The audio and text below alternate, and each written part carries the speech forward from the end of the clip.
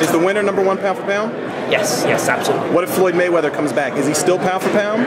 He's like, Floyd is like pound for pound in recess. You know what I mean?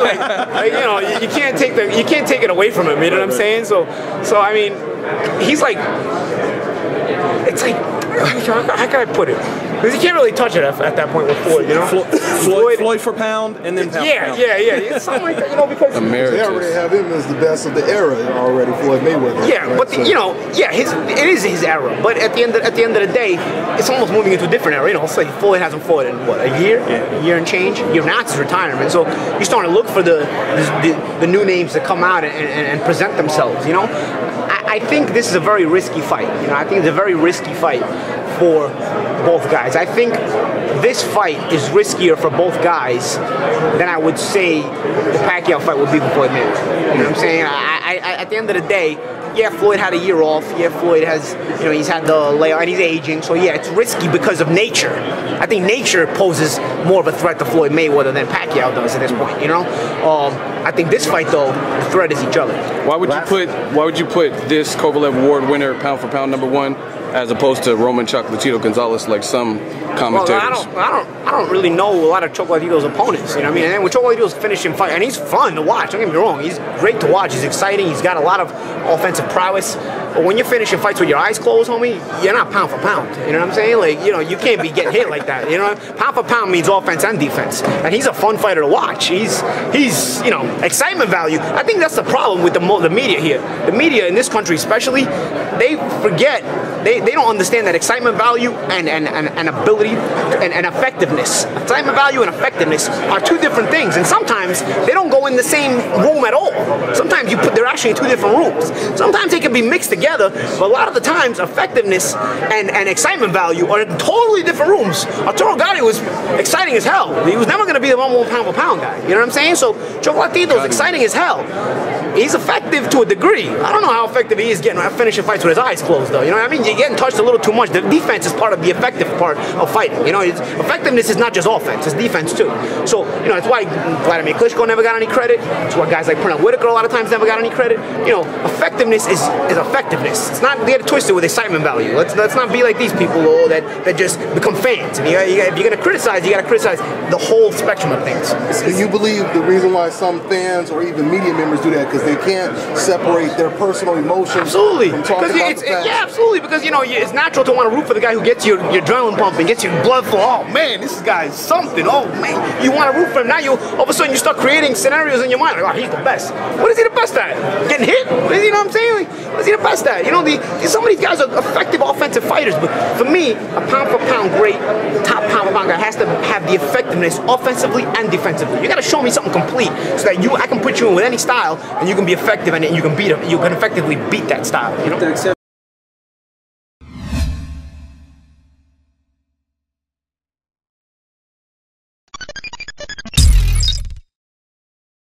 There's now, since we're talking about some of the lighter divisions, I'm gonna name a couple of fighters. Please don't talk about Chocolatito.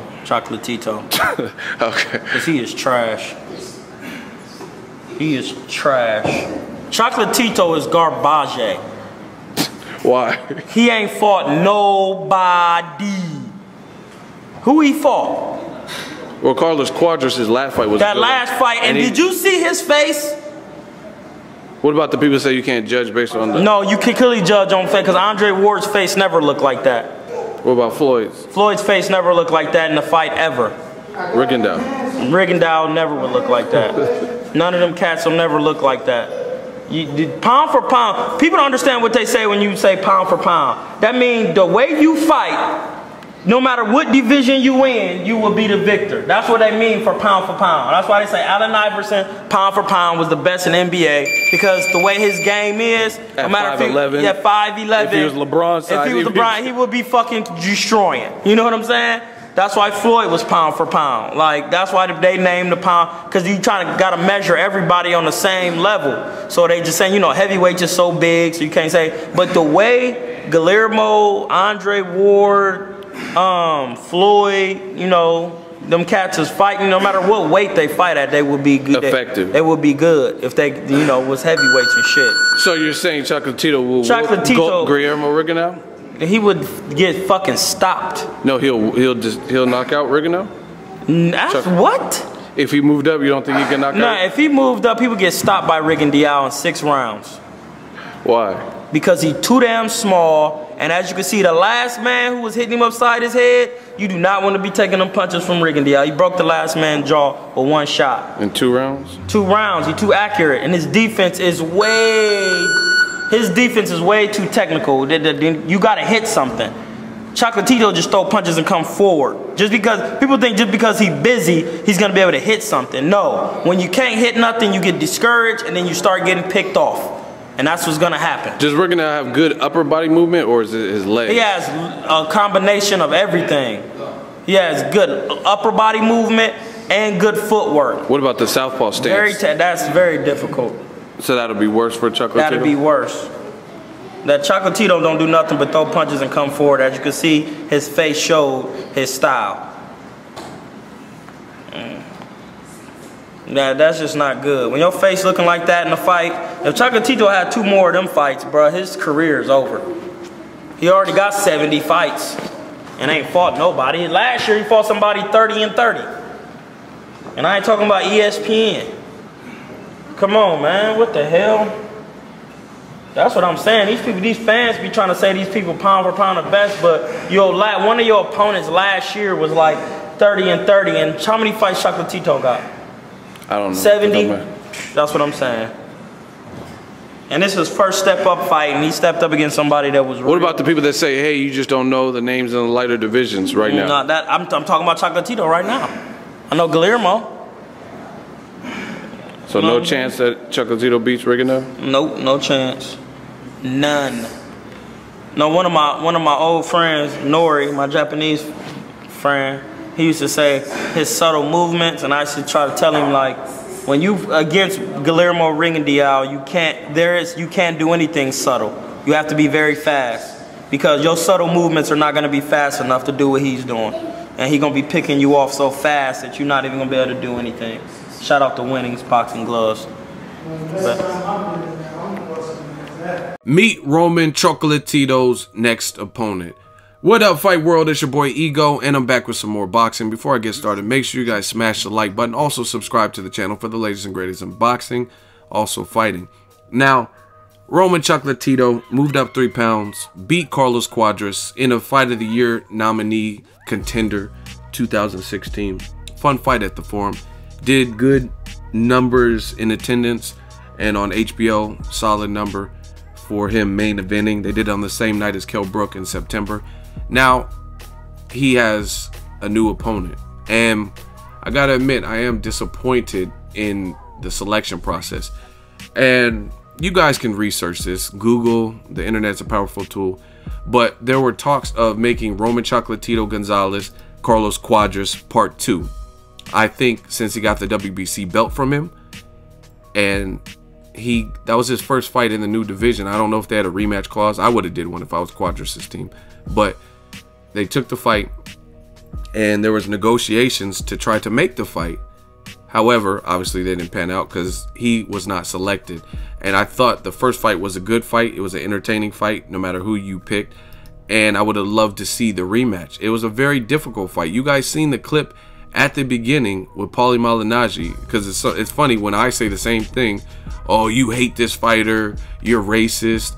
And I told you guys, and I've said it for a while, it's getting real hard, and some of you guys are off to a terrible start that leave these crazy comments about, oh, you hate this fighter, and this fighter's the greatest, and this and that. And it's all about showing and proving. I told you guys, Roman Chocolatito is a fun fighter to watch. He's a good fighter. I enjoy watching him, but I've never ranked him as #1 pound for pound. #1, if you had him in the pound for pound top 10, that's fine, you know what I mean, towards the back or whatever. But there's no way I could see putting him above guys like Sergey Kovalev, Ward, and even like Terrence Crawford's and stuff, based on the level of competition that they have faced. Crawford just beat Postal, who was they were the #1 and 2 guys, and Postal was taller than him. Postal was also a champion. And a lot of people thought Postal could beat and outbox. He had stopped guys like Lucas Matisse, who had never been stopped. he had stopped Selçuk Aydin, who had never been stopped by Jesus Soto Caras, Robert Guerrero, and Postal, who's not even the biggest puncher, was able to stop those guys based on his good boxing. He comes from the Ukraine School of Boxing. Crawford also beat an Olympic gold medalist in Gamboa, who was undefeated. Knocked him down 4 times, I think, and stopped him. So, although Chocolatito is a good fighter, I can't put him above people that have showed me a bit more against guys who had favorable attributes to beat him. Crawford had to dig deep. Gamboa was piecing him up in the first 4 or 5 rounds in that fight. To me, I gave Gamboa the first half easy, and then he had to make some adjustments. So you guys got to learn how to watch boxing and just celebrate and appreciate these fighters for what they are. Roman is a good fighter. Chocolatito is a good fighter. Never took that away from him. Entertaining to watch, but you can't say pound for pound number one. You can say it, but it would definitely be a falsehood, because look at what Ward has accomplished. Even if whatever the Kovalev fight was controversial, so was the Cuadras fight. You know what I mean? And at the end of the day, Ward had redness and swelling on his face against a massive puncher that we all know. A lot of people didn't even know who Carlos Cuadras was, right? We all know who Sergey Crusher Kovalev was. And whose face looked worse. It's not just a matter of comparing faces, but if you look at Roman Chocolatito Gonzalez's face at the end of his fight with Carlos Cuadras, it was pretty bad. And like you heard in the beginning, Paulie Malignaggi is like, you can't be pound for pound number one and have both eyes shut. Troy King said the same thing, right? And that's just kind of how it is. What pound for pound, from Pacquiao to Floyd Mayweather, what pound for pound number one guy, whether they moved up or not? Pacquiao moved up 2 weight classes to fight De La Hoya. His face didn't look like that. You know what I mean? Floyd Mayweather moved up to 54, fought Cotto, Hall of Famer. Guys like Oscar De La Hoya, Canelo at a catch weight of 152. His face never looked like that in any of those fights. So it just is what it is. But they're putting this on the Triple G Jacobs card, which is good. Having that kind of package deal that they've been doing with Triple G and Chocolatito, the combined star power, Madison Square Garden. So I think that's a good look. But I still, you guys can say whatever you want. I can't see him being pound for pound. Now let's talk about the opponent that was selected. It wasn't Carlos Cuadras, and the reason I'm disappointed is, go over to BoxRec, and I'm gonna break it down for you guys, as you guys can see. Roman Chocolatito Gonzalez, perfect record, 38 knockouts, 46-0, so 46 fights and 38 wins. And I've already told you guys about Valentin Leon. It's just turned a new year, but in 2015, when he was still being ranked highly, he fought a guy named Valentin Leon, and look at his record, 38, 33, and 3. And he's been stopped 19 times. That's a fact. You can say it's a tune-up or whatever, but again, when have we seen pound for pound number one guys fight anybody like that? Floyd Mayweather got held for fighting Berto, right? Now he's fighting this guy, and I'm probably pronouncing his name wrong.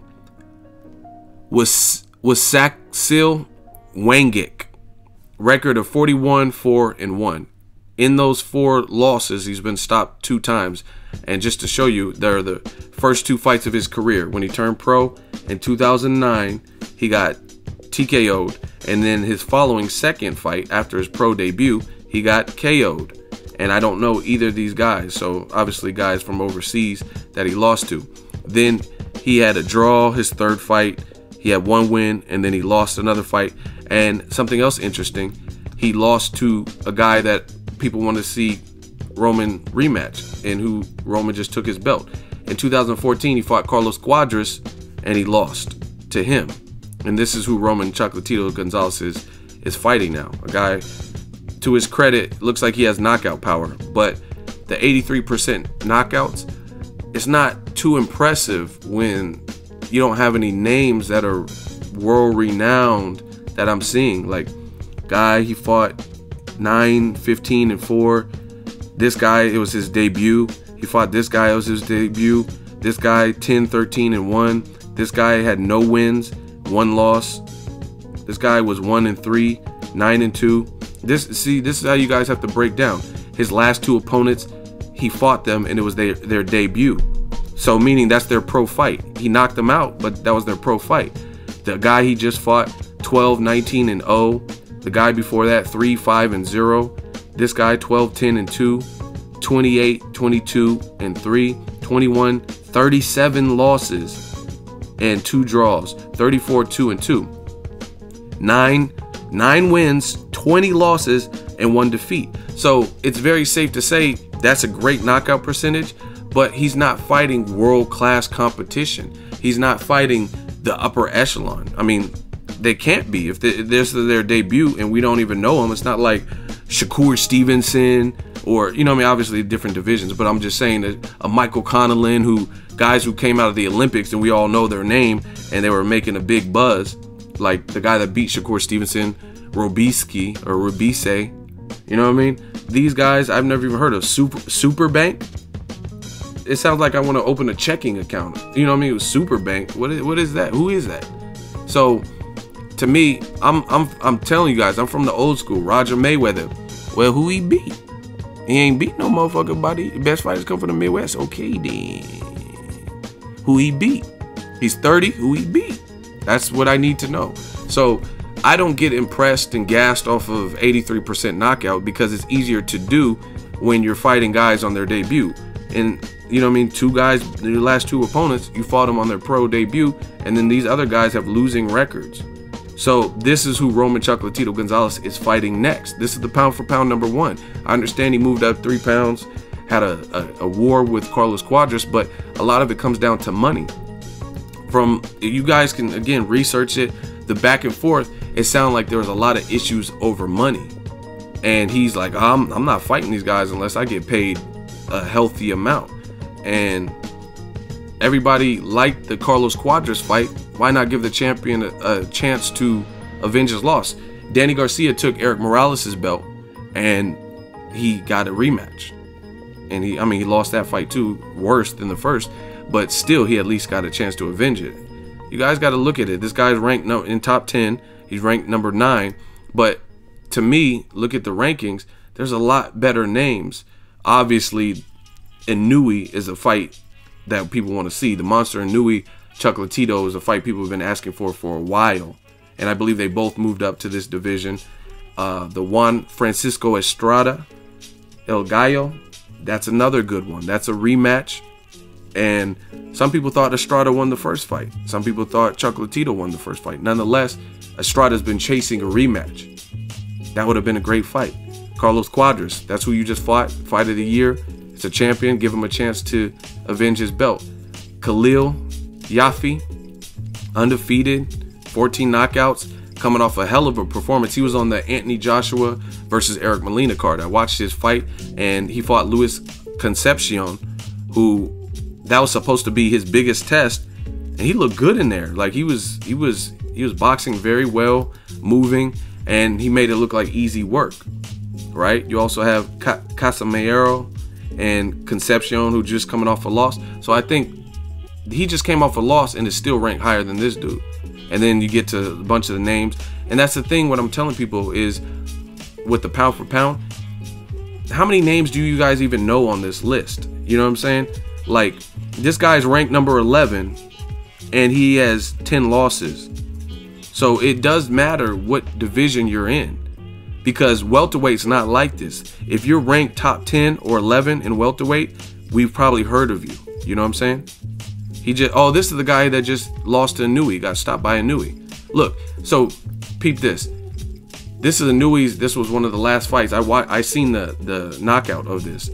Inoue, who we want to see fight Chocolatito, right before the new year, December 30th, he just fought Inoue, right? Got knocked out, and I seen it, and it was a pretty bad knockout, if I'm not mistaken. I remember seeing it on Instagram, and he's still ranked number 11. That's what I'm trying to tell people about Chocolatito's division. You got guys like Luis Concepcion. He got embarrassed by Khalil Yafai. He looked horrible. I gave him no rounds, and he's still ranked number 8, higher than this guy. Then you got a guy who's ranked number 11, who's coming off of back-to-back losses, one being a stoppage loss, and he has 10 losses total. He just lost to Inoue, and he lost to Concepcion, who got embarrassed by Yafai. Do you guys get what I'm saying? So when you look at the division, there's no way I can see Chocolatito at this point, despite his offensive skill, being ranked number 1 because he's in the. Some people are like, oh, you just ego, you're just hating. You just don't know who's the lighter fighters. You don't know the fighters in lighter. No, it's because a lot of these guys, there's not contemporaries, and the people that are his contemporaries, he didn't fight. Like the Cuadras, the Inoue. Inoue is the guy that people want to see him fight because he's a powerhouse and he's undefeated as well. He only has 12 fights, but 10 of them came by knockout. He's much taller than Chocolatito. 83% knockout ratio. He's called the Monster. He's only 23, and he looks considerably taller than Chocolatito. That's a good fight, right? So to me, I mean, maybe it was just a filler, and he just wants a title defense after a tough fight. But I kept up with all the drama and stuff of the Cuadras rematch, and it sounded like Chocolatito wanted a good amount of money. And to me, again, it's just kind of disappointing to see who they selected, because there's 2 rematches that are very marketable that would help enhance the Triple G Jacobs card, and that would have been the Estrada fight or Carlos Cuadras fight, right?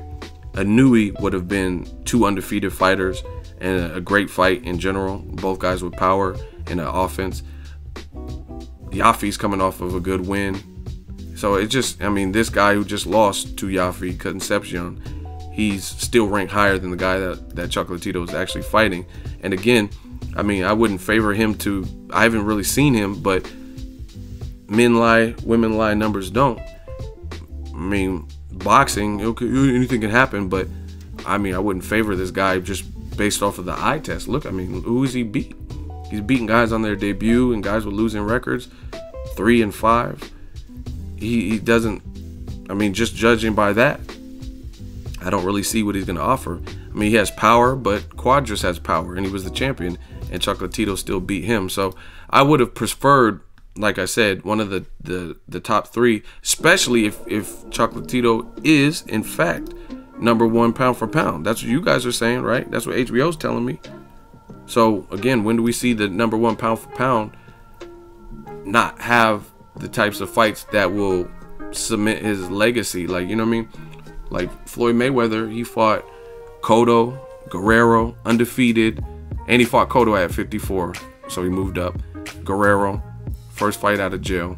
Then he fought Canelo at 52, and Canelo was undefeated, coming off the best win of his career against Austin Trout, right? Then he fought Maidana twice, coming off of the best win of his career against Adrian Broner, where he was the underdog, bigger than Floyd, powerhouse. Then he fought Pacquiao. Then he fought Berto, right?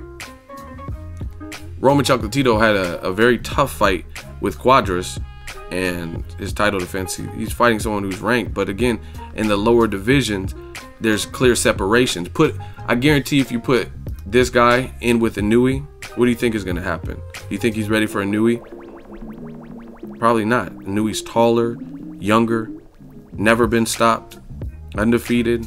So it's just, for a title defense, I would have preferred Estrada, who just moved up, Inoue, or obviously the Carlos Cuadras, which was a great fight, and I think it would have made the Golovkin-Jacobs card, it would have helped it sell, especially Cuadras. Like, okay, say the Inoue, you want to build up that fight, but Cuadras, that seems like an easy shoo-in, especially since it was a champion. Give the champion a chance to avenge his loss, but it sounds like it's coming down to money. But this is the pound-for-pound number 1 person, so of course you got to hold him to some kind of standard. I don't personally have him, and neither did Paulie Malignaggi, from talking to him, don't have him at number 1. But let me know if you guys rate Roman Chocolatito Gonzalez as number 1. Definitely a good fighter, but I can't put him in at number 1. What do you think of his current opponent? Drop that in the comment section. Make sure you share the video, like the video as always. Hate, comment, and subscribe. Till next video, it's Ego signing off.